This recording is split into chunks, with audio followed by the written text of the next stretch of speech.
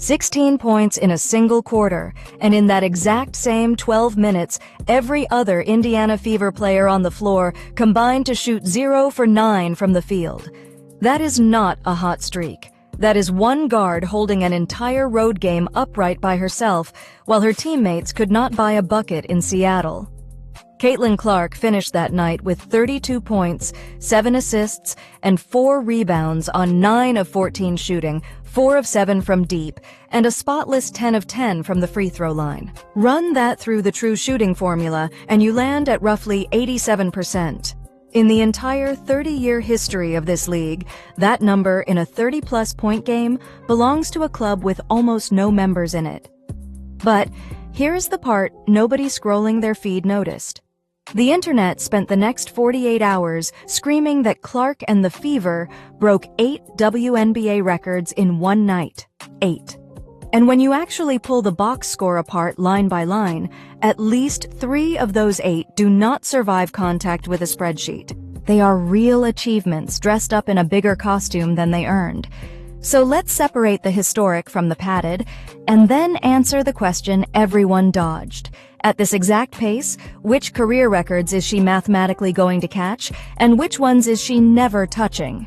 Stay with me, because the most misunderstood stat of the night is the one everyone repeated the loudest. Start with what is genuinely, verifiably historic, because there is plenty. On July 28, 2026, the Fever walked into Climate Pledge Arena and beat the Seattle Storm 105-95. That was Indiana's 4th straight game scoring 100 or more points, and that is a league record. No team in WNBA history had ever strung together 4 consecutive triple-digit games.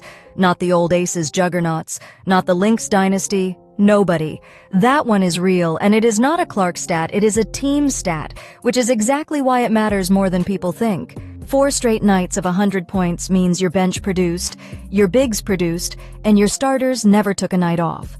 Second, that win pushed the Fever to their 12th game of 100 or more points in a single season. Another league record, with 17 games still left on the schedule. They are not chasing that mark anymore. They are lapping it. Third, and this is the one that actually belongs in a museum, the game was Clark's 6th career outing with at least 32 points and 7 or more assists. She has played 77 professional games. Diana Taurasi holds the all-time record with 7 such games, and it took her 565 games across 2 decades to get there. 6 in 77 versus 7 in 565. That is not a hot season.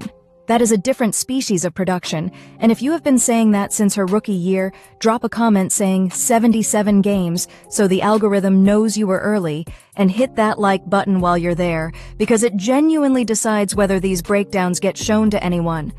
But that wasn't the whole story, because now we get to the padding. Claim number 1 making the rounds was that Clark's 9th career game with 30 points and 5 assists made her the all-time WNBA leader in 30 and 5 games.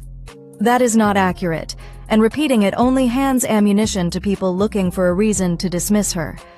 What the broadcast actually said, correctly, is that it is the most in Indiana Fever franchise history. Franchise, not league. Taurasi alone cleared 30 points far more often than 9 times in her career. And here is the thing that irritates me about the exaggeration. The franchise record is already absurd on its own. One player, in her 3rd season, with a full year lost to injury in the middle, now has more 30 and 5 games than every other Fever player in the club's 20-plus year existence combined. You do not need to inflate that. It is already a wild sentence. Claim number 2 was that Clark had matched an 85% true shooting benchmark that only Taurasi had ever hit multiple times. That one is closer to true, but it hangs entirely on which minimum you use for shot volume, and the moment you shift the threshold by 2 attempts, the leaderboard rearranges itself. That is a real feat with a soft frame around it. Claim number 3, the fastest ever to 500 points and 150 assists in a season, is the kind of stat that exists because somebody went looking for a combination nobody had bothered to track before. It is impressive. It is also a manufactured milestone, and mixing it in with a genuine league record makes the genuine one look cheaper. Which brings us to the record she actually already owns outright. Back in May, in the 2026 season opener against Dallas, Clark became the fastest player in league history to reach 1,000 points, 250 rebounds, and 250 assists, doing it in 54 career games. The previous mark was 62 games, held by Taurasi. That is a clean, unarguable, league-wide record, and LeBron James publicly congratulated her for it. Now stack that against context most people forget. Clark played only 13 games in the entire 2025 season because of a quad strain, a left groin strain, and finally a right groin injury that ended her year in July. She missed the whole playoff run. So when you hear fastest in history, understand that she set that pace while missing roughly an entire season of basketball in the middle of the run. That is the outlier skill hiding under all of it. And it is not the scoring. It is the assist volume attached to the scoring. This season, she is averaging around 21.5 points and just under 8 assists per game in about 33 minutes. Only Alyssa Thomas has more total assists in the league this year, and Thomas is a point forward whose entire job is distribution. Clark is doing it while carrying the highest shot creation load on a team that scores 100 points a night. Those two things are supposed to be in conflict. On her, they are not. What happened in Seattle before tip-off, though, was a whole separate storyline. Outside Climate Pledge Arena, a pre-game rally formed in support of Sophie Cunningham, organized by outside groups after Cunningham voiced support for female-only categories in an ESPN feature published on July 22nd. A crowd of a few dozen gathered, and the Fever later issued a statement saying neither the organization nor Sophie had any knowledge of the demonstration or contact with its organizers, adding that their only goal, home or away, is to win basketball games. Neither Cunningham nor Clark was made available to reporters afterward. Storm head coach Sonia Rahman said her organization always wants Climate Pledge to be a building where people feel welcome. And whatever your view on any of it, here is the basketball fact that got buried underneath it. Cunningham got booed when she checked in, got booed again at the free throw line, and then went out and hit her first 3 three-point attempts of the game. All 11 of her points came in that opening quarter. That is a professional with ice in her veins in the most hostile road environment she'll see all season. Indiana outscored Seattle 37-20 in that first quarter and built a 17-point lead before the crowd had finished settling in. Rahman admitted afterward that the transition points her team surrendered early were controllable, and they simply were not controlled. But that lead almost evaporated, and here is what almost nobody noticed. Aliyah Boston exited in the second quarter with a knee injury and never returned.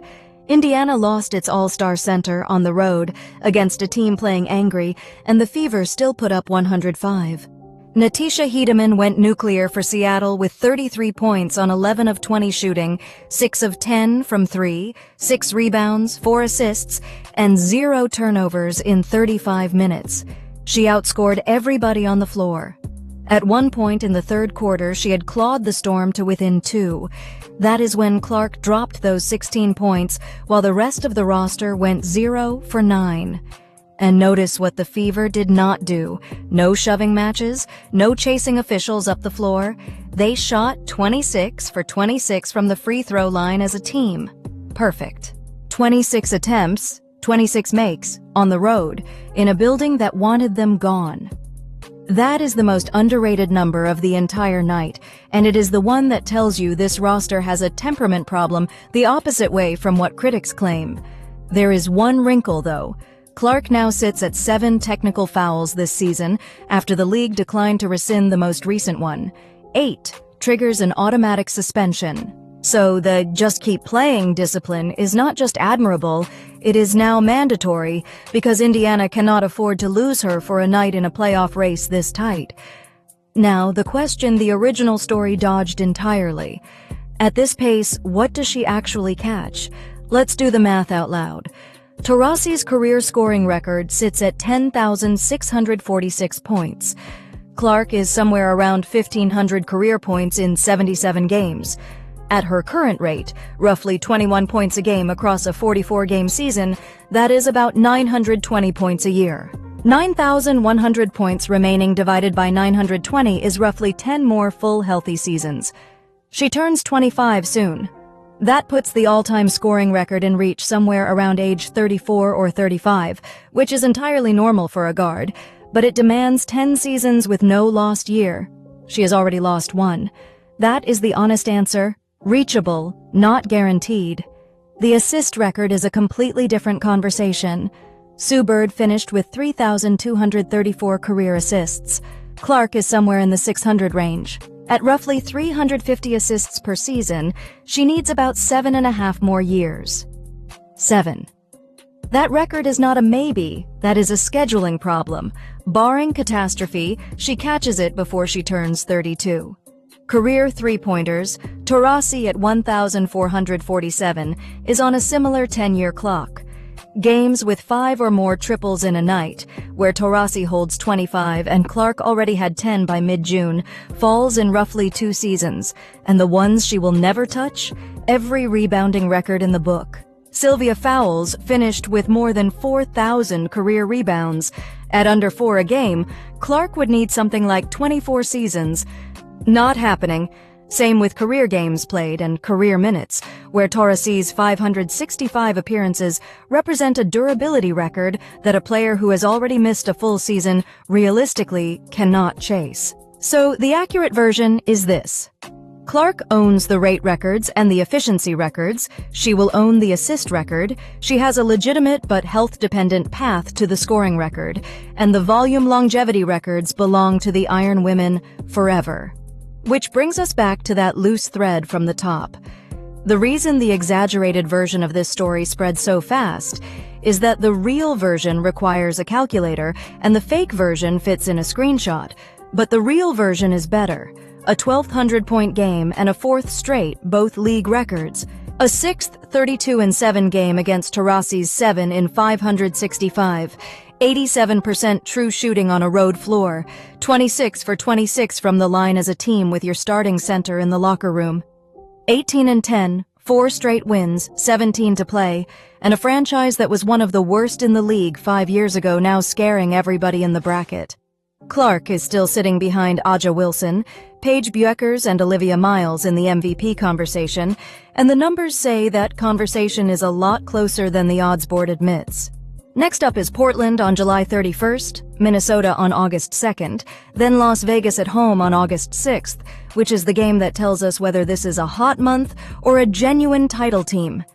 If this breakdown gave you something the highlight reels didn't, subscribe and turn the bell on, because we do this math every single day. And tell me in the comments, does she catch Taurasi's scoring record, or does the assist record end up being the one that defines her career? I'll read every reply.